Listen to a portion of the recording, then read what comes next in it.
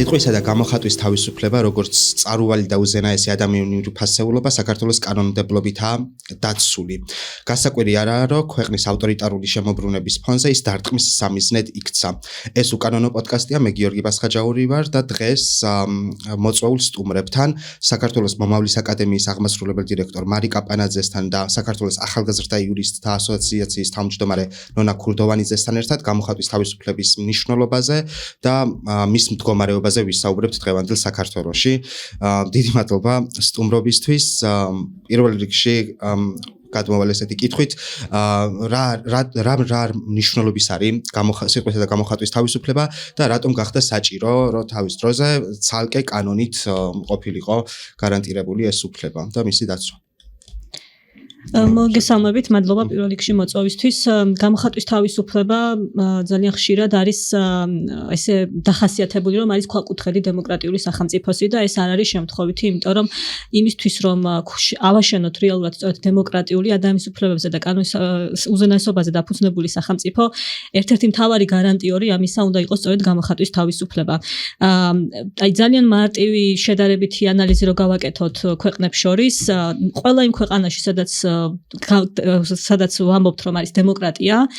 დაცულია გამოხატვის თავისუფლება და არც ერთ იმ ქვეყანაში, სადაც დემოკრატიული რეჟიმი არ არის და არის ავტორიტარული, არც ერთ ასეთ ქვეყანაში არ არის გამოხატვის თავისუფლება დაცული. და ეს არ არის შემთხვევითი, იმიტომ რომ ავტორიტარული რეჟიმები პირველ რიგში ებრძვიან სწორედ გამოხატვის თავისუფლებას. იმიტომ რომ თავისთავად გამოხატვის თავისუფლება მათთვის არის საფრთხე, ვინაიდან ეს აძლევს ადამიანებს შესაძლებლობას, რომ ისაუბრონ, გავცვალონ ინფორმაცია ერთმანეთს შორის, მათ შორის გააკრიტიკონ ქვეყანაში მიმდინარე მოვლენები, ხოლო ეს რა თქმა უნდა არც ერთ ავტორიტარულ რეჟიმს არ აწყობს.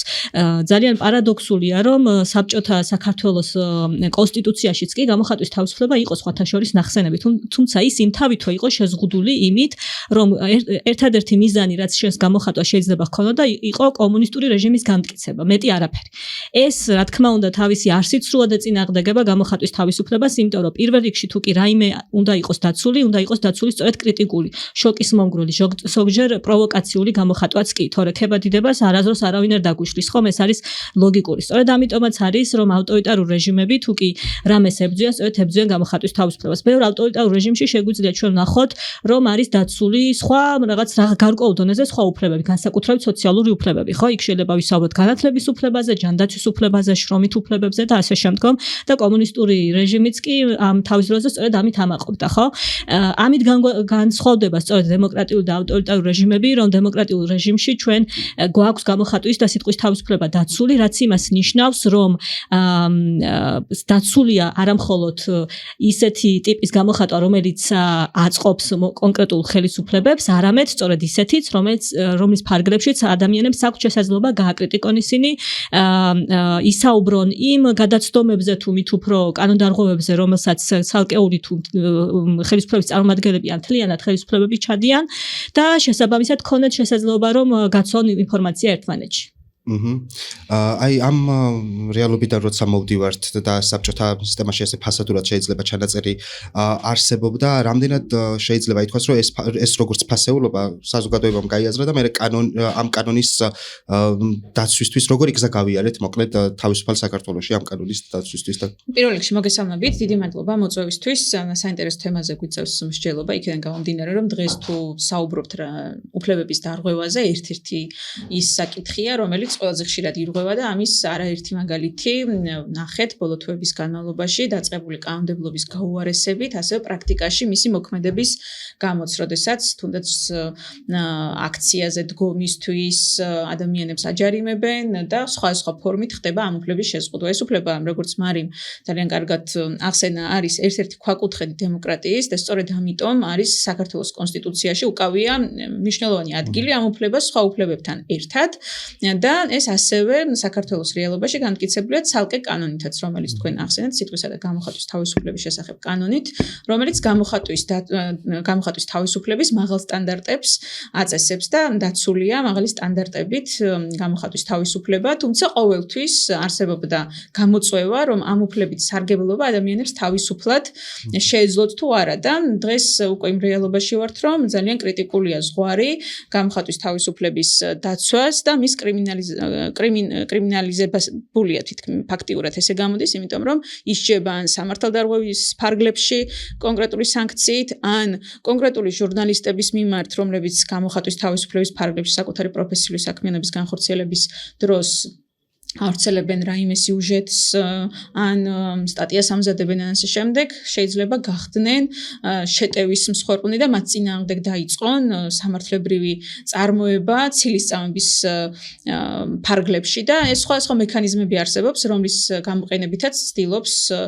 ქართული ოცნება რომ შეზღუდოს გამოხატვის თავისუფლება. ეს უფლება ერთი მხრივ გულისხმობს იმას, რომ ადამიანებს თავისუფლად შეეძლოთ საკუთარი მოსაზრებების დაფიქსირება და ამაში არ იგულისხმება მარტო რა თქმა უნდა ისეთი მოსაზრებები, რომელიც ყველას მოსწონს პირიქით, აქ იგულისხმება მოსაზრებების ის ფართო სპექტრი, რომელიც შეიძლება რაღაცა ჯგუფისთვის იყოს სრულიად მიუღებელი, მაგრამ გამოხატვის თავისუფლება სწორედ აი ამ იდეების გამოთქმის შესაძლებლობას იძლევა და ამ იდეების გამოთქმას უნდა კონდეს შესაბამისი პირობები, რომ აი ეს გამოხატო, როდესაც კანონმდებლობით ცდილობ, რომ ეს უფლება შეზღუდოს სხვადასხვა ფორმით, რა თქმა უნდა, ადამიანები ერთი მხრივ უშუალოდ შეიძლება გახდნენ მსხვერპლნი, რომ მათ ისინი დასაჯონ გამოხატვის თავისუფლების გამო, ან შეიძლება ეს იყოს სიგნალი სხვებისთვის, რომ ისინი გაჩუმდნენ, იმიტომ რომ აქვთ ეს მაგალითი, რომ ვიღაცა დაისაჯა იმის გამო, რომ მან საკუთარი პოზიციები დააფიქსირა. ასევე ეს გულისხმობს უფლებას, რომ გაავრცელო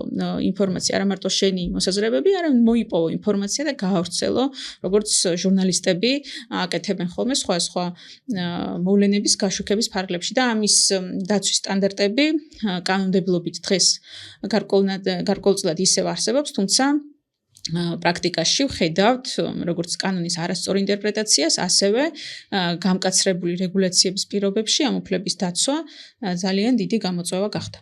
ხო, აი აუცილებლად შევეხებით იმ რეგულაციებსაც, რაც გვაქვს ბოლო პერიოდში, მაგრამ საუკეთესო შემთხვევაში როგორი უნდა იყოს ამ კანონში ჩარევის საფუძველი? აი, როდის შეიძლება და რა შემთხვევებში შეიძლება შეიზღუდოს და გამართლებული იყოს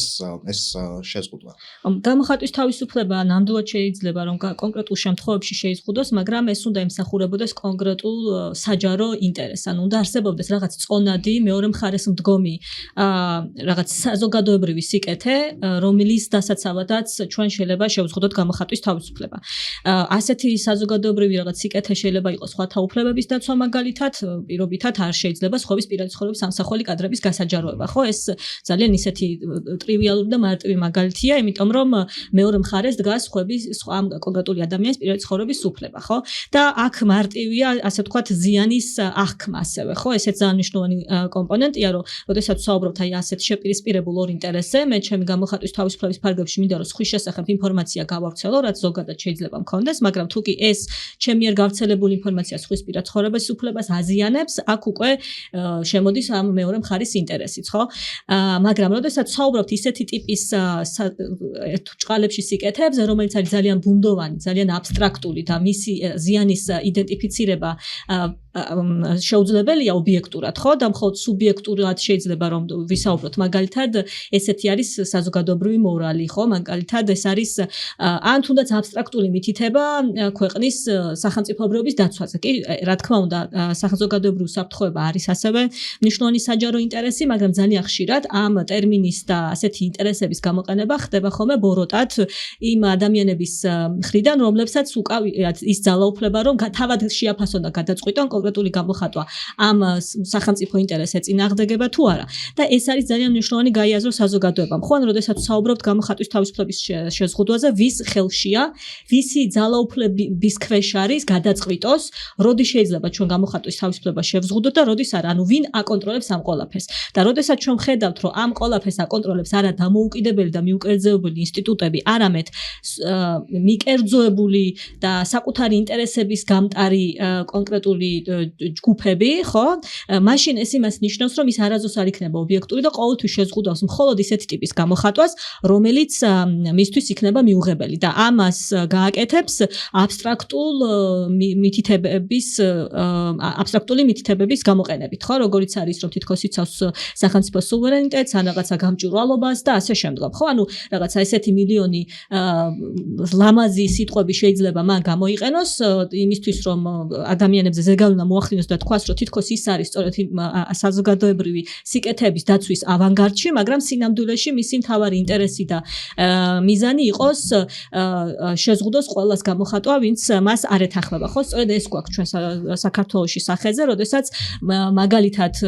ეხლა მიღებული კანონით ხო, რაც ამოქმედ და სულ რაღაც რამოდენიმე კვირაა აქტიურად და დაიწყეს გამოყენება, რომ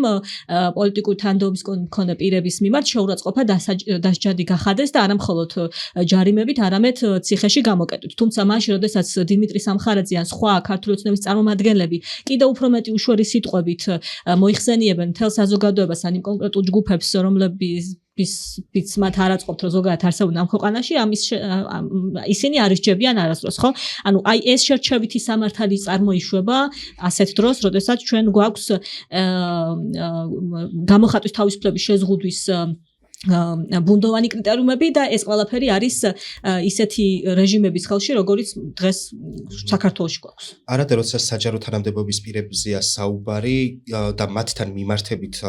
გამოხატულ აზრზე კიდევ უფრო მაღალია დაცვის სტანდარტი, ხო? აი როგორი უნდა იყოს მაგ შემთხვევაში რეალურად? კი ბატონო, საჯარო პირებთან დაკავშირებით და აქ არ იგულისხმებიან მარტო საჯარო მოხელებიან პოლიტიკურ თანამდებობის პირები, არამედ ნებისმიერი პირი, რომელიც საჯარო საქმიანობაშია ჩართული, ის თავისთავად უშვებს იმას, რომ მისი საქმიანობა შეიძლება გაკრიტიკებული იყოს და გაკრიტიკებული იყოს მათ შორის იმ ფორმით, რომელიც მისთვის არ იქნება სასურველი, ანუ ისეთი ფორმით იყოს კრიტიკა მიმართული, რომელიც აი ამ ზღვარს გადის, რომ ეს არის შეურაცხყოფა თუ ეს არის გამოხატვის თავისუფლება და ეს იმ პირისთვის თავისთავად აქმადია, რომ როდესაც ის საჯარო საქმიანობას იწყებს, ეს რისკები ამ პოზიციაზე ყოფნას მოყვება. ამიტომ ასეთ დროს ადამიანის უფლებათა ევროპული სასამართლო სტანდარტებიდან გამომდინარე, ეს ზღვარი კიდევ უფრო ისე არის ფორმულირებული, რომ კრიტიკის ზღვარი უფრო მაღალია და ასეთ შემთხვევაში ადამიანი ითვალისწინებს იმას, რომ მისი საჯარო პოზიციიდან გამომდინარე, შეიძლება ჩვეულებრივმა ადამიანებმა, ჟურნალისტებმა თუ სხვა პირებმა მისი გადაწყვეტილება, მისი ქცევა, მისი გამოსვლა კრიტიკის საგნად აქციონ. ამიტომ ასეთ დროს, რა თქმა უნდა, კიდევ უფრო მეტად არის დაცული სიტყვის თავისუფლება და ადამიანს უნდა შეეძლოს ასეთი საჯარო დებატების საგნად ქცეული საკითხის განხილვაში მონაწილეობა და არ უნდა იყოს შებოჭილი, რომ მისი რაღაცა სიტყვის გამო შეიძლება დაისაჯოს. ამიტომ ეს თანამდებობის პირებმა იმთავითვე უნდა იცოდნენ და სასამართლო სტანდარტიც ასეთია და ჩვენ შემთხვევაში ახლა რა კანონმდებლობაც გვაქვს. ერთი მხრივ არსებობს ესეთი მუხლი, 176 მუხლი ადმინისტრაციულ სამართალდარღვევათა კოდექსში, რომელიც ზოგადად კრძალავს, რომ ადამიანების მიმართ არ შეიძლება უმისამართლო ლანძღვაგინება, შეურაცხყოფელი გადაკიდება. ეს მუხლი მანამდეც არსებობდა და ერთ-ერთი ყველაზე ხშირად გამოყენებული მუხლი იყო, მაგრამ ახლა კანონში დაამატეს კიდევ ცალკე მუხლი, რომელიც თითქმის აი ამ შინაარსს იმეორებს, მაგრამ ამ შემთხვევაში დაცვის ობიექტი გახდნენ თანამდებობის პირები ან საჯარო მოხელეები. ანუ ის პირები, რომლებიც სინამდვილეში კრიტიკის საგნად შეიძლება იქცეს მათი გადაწყვეტილებები და ეს მათ თავიდანვე უნდა ცოდნოდათ, რომ მათი საქმიანობა შეიძლება გაკრიტიკებული ყოფილიყო, მაგრამ კანონმდებლობამ ცალკე გამოყო ეს ჯგუფი და უფრო დაცვის მეტი სტანდარტები დაადგინა მათთან მიმართებით, ვიდრე ჩვეულებრივ ადამიანებთან მიმართებით მოქმედებს, რაც საერთოდ აღრევა არის ამ სტანდარტის, რომელიც გამოხატვის თავისუფლებასთან დაკავშირებით ადამიანის უფლებათა ევროპული სასამართლოს მიერ არის ჩამოყალიბებული და ასეთ დროს ჩვენ ვიღებთ ესეთ ვითარებას, რომ ერთი მხრივ წვრილმანი ხულიგნობის მუხლის გამოყენებაც ხდება არასწორად, ან როდესაც სასამართლო საერთოდ არ მსჯელობს კონკრეტული ფრაზა თუ სიტყვა ჯდებოდა თუ არა გამოხატვის თავისუფლებაში და შეიძლება ისეთი რამ ჩათვალოს შეურაცხყოფად, რაც სინამდვილეში არ არის შეურაცხყოფა და გამოხატვის თავისუფლების ფარგლებში ნათქვამი კონკრეტული შეფასება. ან ეხლა ეს უკვე გადატანილია პოლიტიკურ თანამდებობის პირებთან მიმართებითაც და ნებისმიერი ქცევა, მათ შორის სოციალურ ქსელში გამოქვეყნებული კომენტარი შეიძლება გახდეს კონკრეტული პირის დასჯის საფუძველი, რაც ძალიან შემაშფოთებელი არის, რომ ახლა უკვე არ მარტო საჯარო სივრცეში და პირისპირ შეურაცხყოფის აკრძალვა ხდება კანონმდებლობის დონეზე, არამედ ეს არის სოციალური ქსელების და სოციალურ ქსელებში გამოხატული მოსაზრებების კონტროლის ერთ-ერთი ფორმა და ჩვენ სწორედ ეს ვნახეთ მასობრივად, როდესაც რამდენიმე დღის წინ ქართული ოცნების მიერ წარდგენილი სიკვდილის საჩივრის საფუძველზე ადამიანები დაიბარეს სასამართლოში, ნაწილი მათგანი უკვე დააჯარიმეს, ზოგიერთის პროცესი გადაიდო და ეს პროცესი შეიძლება გაგრძელდეს. ამას ჰქონდა ერთი კონკრეტული მიზანი, რომ ერთი მხრივ ეს ადამიანები დაესაჯა საკუთარი გამოხატვისთვის და მეორე მხრივ საზოგადოებისთვის ეჩვენებინათ, რომ ესე შეიძლება მოექცნენ ნებისმიერ ადამიანს და შეიძლება დასაჯონ და ამის გამო ადამიანებმა შეიკავონ მომავალში თავი, რომ საკუთარი პოზიციები, კრიტიკული მოსაზრებები დააფიქსირონ სხვა პოლიტიკურ გადაწყვეტილებაზე თუ პოლიტიკურ ან იმ პირზე, რომელიც პოლიტიკურ ცხოვრებაში არის ჩართული. ხო, ფაქტობრივად ადმინისტრაციული პატიმრობაში გვყავდა მოქალაქეები იმის გამო, რომ აზრი გამოხატეს, აზრი რა ფორმით გამოხატეს, ეგ მაგაზე უკვე ვისაუბრეთ, რომ მათ შორის გამოხატვის ფორმაც შეიძლება დაცული იყოს, როდის აი მაგაზეც მინდა ვიმსჯელოთ, როდიდან არის შესამჩნევი ესე აშკარა შემოწმება, კანონის აღსრულება და დაცვა შეიძლება ესე სათანადო დონეზე არ ხდებოდა, მაგრამ როდის არის შესამჩნევი აი ეს შემოbrunების წერტილი, რომ თავდასხმის სამიზნეა პირდაპირ ხელისუფლების მხრიდან სიტყვისა და გამოხატვის თავისუფლება. ბევრი წელია მე ესე ვიტყოდი სინამდვილეში, ალბათ რთულია კონკრეტული ერთი მომენტი დავასახელო, როდიდან შემოbrunდა და რაღაც კონკრეტული ერთი თარიღი გითხრათ, მაგრამ ამ რეგრესს ჩვენ ვადენოთ უკვე ბევრი წელია, ჯერ კიდევ რამდენიმე წლის წინ მაგალითად სოციალ-ქსელებთან დაკავშირებით ჩვენ რამდენიმე ეს საიას ქონდა სხვათა შორის ალბათ ნონო უკეთ ისაუბრებს ამაზე, რამდენიმე შემთხვევა უკვე დაფიქსირდა, როდესაც სოციალ-ქსელებში ადამიანებს გამოხატვის ფორმები აუკრძალეს TikTok ვიდეოს, ჩაწერილი ვიდეოს გამო, Facebook-ზე დაპოსტილი კონკრეტული კრიტიკული მოსაზრებების გამო და ასე შემდგომ. ანუ ეს ნიშნები ჯერ კიდევ რამდენიმე წლის წინ შეიმჩნეოდა. თუმცა კიდევ უფრო მანამდეც ჩვენ ხედავდით უკვე ამ მიდგომას ხელისუფლების მხრიდან, რომ ერთი მხრივ ისინი ებრძოდნენ მედიას და ჯერ კიდევ ხო რუსთავიორის საქმე ჯერ კიდევ როდის იყო, ხო? ანუ ეს ცოტა სხვა მიმართულება მედიის თავისუფლებაზე, თავდასხმის და მედიის გაკონტროლების, მაგრამ ესეც გამოხატვის თავისუფლების შეზღუდვის ერთ-ერთი რაღაც სტრატეგია და ტაქტიკა, ხო? ისევე როგორც, რა ვიცი, ცილისწამების საქმე რომ მედიების და არა მხოლოდ მედიების წინააღმდეგ, რომელიც ჯერ კიდევ რამდენიმე წლის წინ დაიწყო და მისი მიზანიც იყო, რომ ეჩივლად ჟურნალისტებისთვის, ტელეკომპანიებისთვის და არა მხოლოდ იმ ჟურნალისტებისთვის, რომლებიც ტელეკომპანიაში მუშაობენ, აქტივისტებისთვის და თქვათ სასამართლოს გამოყენებით, რომელსაც ისინი ხშირად ბოროტად იყენებენ ხოლმე, ხო, ამ მექანიზმს სასამართლოში გასაჩივრების, მაღალი პოლიტიკური თანამდებობის მქონე პირები დაობდნენ ამ მედიების წინააღმდეგ, რაც რა თქმა უნდა მნიშვნელოვნად აფერხებს ყველა იმ ადამიანს, რომელიც ჩართულია, თქვა საგამოძიებო ჟურნალისტიკაში, აქტივიზმში და ასე შემდგომ. ხო, იმიტომ რომ იმის ნაცვლად რომ შენ კონცენტრირებული იყო სწორედ იმაზე, რაც არის შენ ძირითადი საქმიანობა, გიწევს ამ უსასრულო სასამართლო დავებში ჩართვა.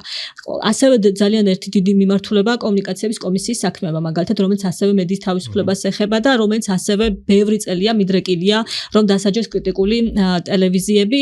და ამ ყველაფრის ერთობლიობამ რა შედეგი გამოიღო მთავარი არხის მიმართ, ჩვენ უკვე ამას ვხედავთ, ხო? მე ვფიქრობ, რომ ის რომ დღეს მთავარი არხი არ არსებობს, ამისი მიზეზი სწორედ აი ეს კამპანიური რაღაც სტრატეგიული ერთიანი თავდასხმა მის მიმართ, რომელიც გამოიხატებოდა როგორც კომუნიკაციების კომისიის მხრიდან არაერთ ჯარიმაში და ეს ჯარიმები საკმაოდ სოლიდური იყო, ხოლმე იმ ჟურნალისტების მიმართ არსებულ თავდასხმებში და 5 ივლისის მინდა გავიხსენო, რა თქმა უნდა, ისევე როგორც მოკეთ სხვა ამ ცილისწამების საქმეებში, რომელიც მიდიოდა მათ წინააღმდეგ და ასე შემდგომ. ხო, მოკეთ ეს ჩამონათვალი რა ტაქტიკებს იყენებდა ხელისუფლება ბევრი წლის განმავლობაში, მრავალნაირია და ამ ყველაფრის ერთობლიობით ისინი ცდილობენ, რომ ერთგვარად მოგუდონ მედია კომპანიები და ასეთივე სტრატეგიები აქვთ მათ სწორედ არასამთავრობო ორგანიზაციების წინააღმდეგ, აქტივისტების წინააღმდეგ და ესეც მოკლედ ვიტყოდი, მნიშვნელოვანია გავიაზროთ, რატომ მაინც და მაინც ეს ჯგუფები, ხო, იმიტომ რომ როგორც წესი, კრიტიკულად განწყობილები თავისი პროფესიული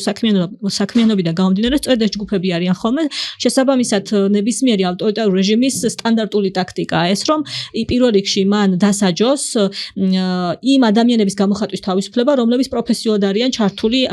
მათ წინააღმდეგ ბრძოლაში, ხო? ეს იქნებიან არასამთავრობო სექტორი, ეს იქნება მედია თუ ოპოზიცია და აქტივისტები, ხო? ამას ხედავთ უკვე ჩვენ საქართველოშიც და რო შევაჯამო ეს ყველაფერი არ დაწყებულა არც პირველი ან მეორე რუსული კანონის მიღებით ბევრი წლის წინ დაიწყო სინამდვილეში. აი როგორია ინფორმაციის და აზრის კონტროლის აი ეს გზა რომელიც დღემდე გავიარეთ თქვენ როგორ ხედავთ? კი, მეც ვეთანხმები მარის იმაში, რომ ეს უფრო ხანგრძლივი პროცესი იყო და ეხლა უბრალოდ შეიძლება კულმინაციასაც არ არის და კიდევ უფრო მძიმე ფორმებიც მიიღოს, მაგრამ ახლა ერთ-ერთი ყველაზე ესეთი საგანგაშო ვითარება ამ თვალსაზრისით, მაგრამ ეს ნელ-ნელა მიდიოდა აქამდე და ყოველთვის ასე ხდება, რომ გამოხატვის თავისუფლება არ უყვართ იმ ქვეყნებში მმართველებს, რომლებიც დემოკრატიულ გზას გადაუხვევენ ხოლმე, იმიტომ რომ დემოკრატიის დაცვისთვის ერთ-ერთი აუცილებელი ინსტრუმენტი, რადგან გამოხატვის თავისუფლება, ცდილობენ რომ ეს ინსტრუმენტი წაართვან საზოგადოებას და შესაბამისად დემოკრატიული პროცესები ამ ფორმითაც შეზღუდონ. ჩვენს შემთხვევაშიც რეალობაშიც ასე არის, რომ ერთი მხრივ კარგად დაწერილი კანონის პირობებშიც იზღუდებოდა და ამის მაგალითები იყო ხოლმე და ამის გამოყენების ერთ-ერთი გზა იყო სწორედ სამართალდარღვევათა კოდექსის მეშვეობით დასჯა გამოხატვის თავისუფლების, შეკრების თავისუფლების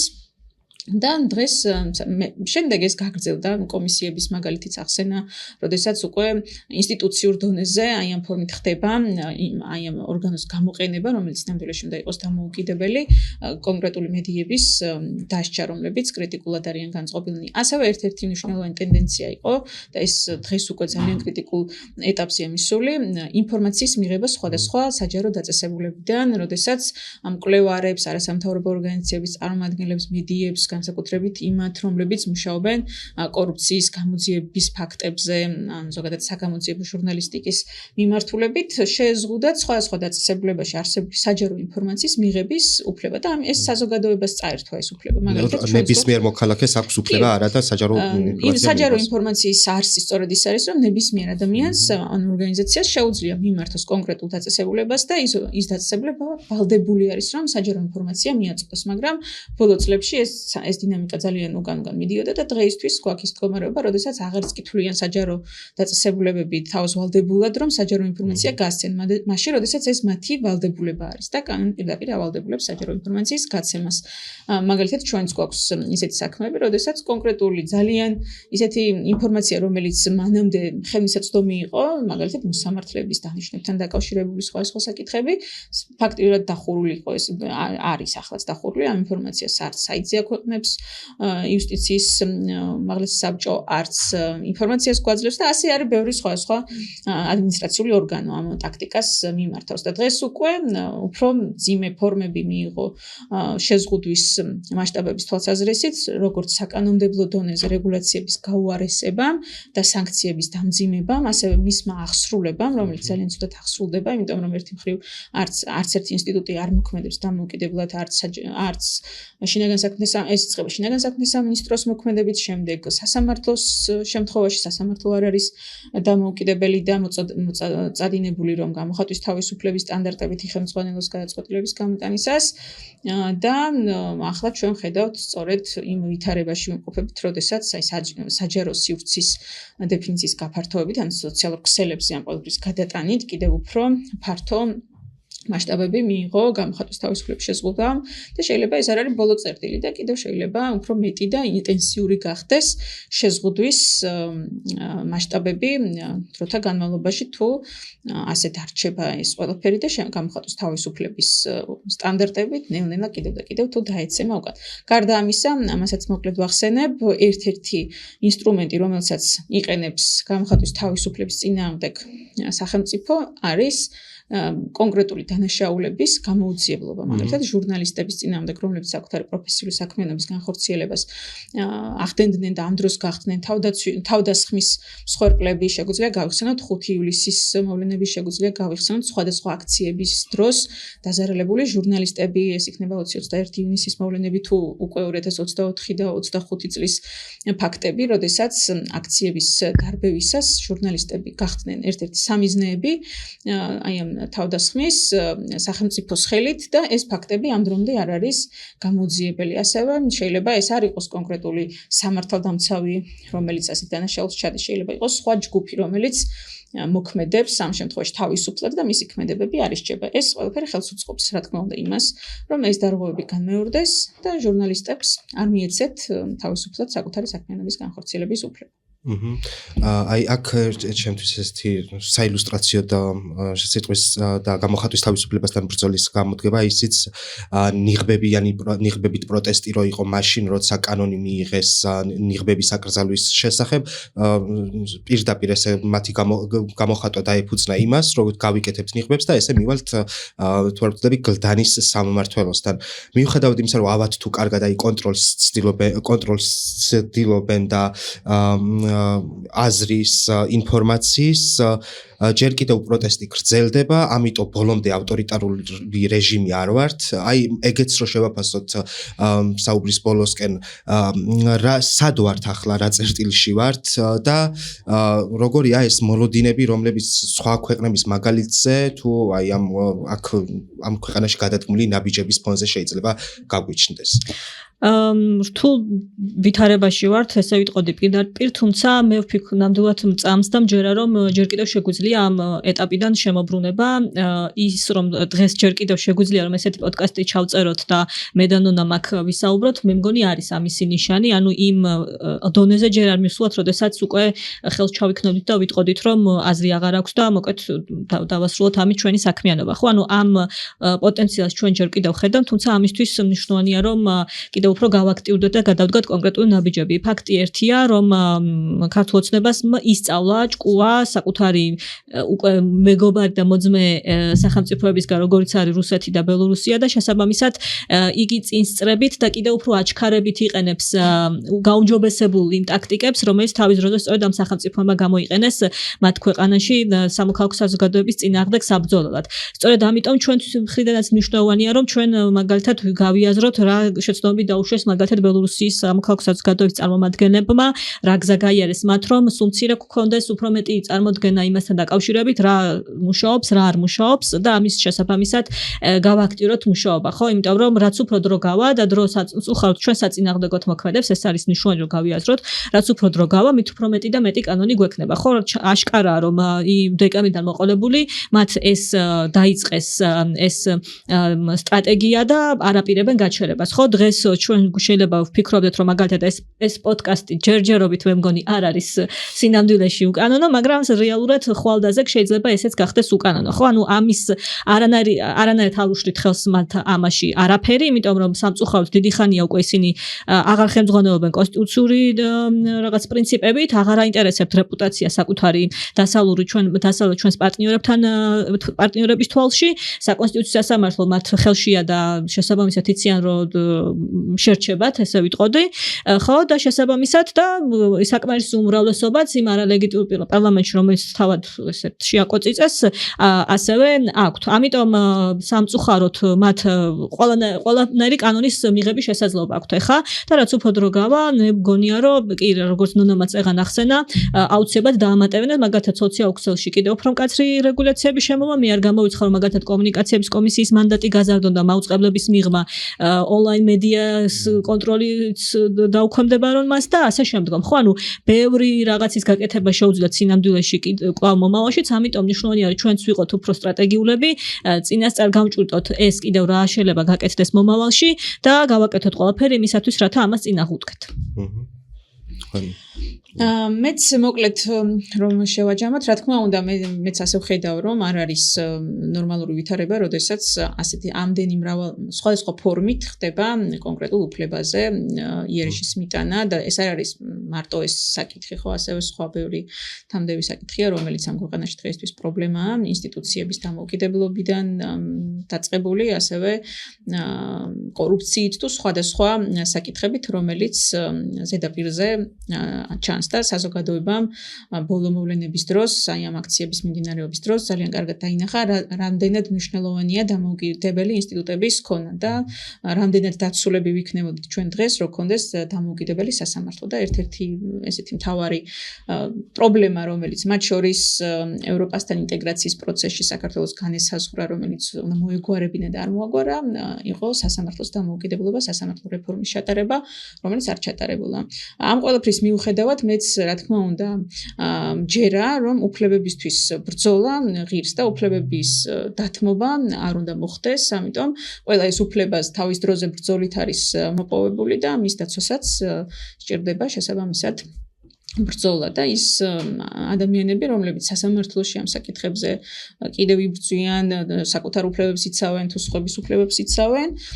სწორედ აი ამ ფორმით ცდილობენ, რომ ეს უფლება გადაარჩინონ და მე მგონია, რომ საბოლოო ჯამში მიუხედავად ამ მძიმე მდგომარეობისა, აქედან გამოსავალი არსებობს და ამ გამოსავალს საზოგადოება იპოვის. სულ ეგ იყო. დიდი მადლობა, ვინც გვიყურებდით, გამოიწერეთ ჩვენი არხი,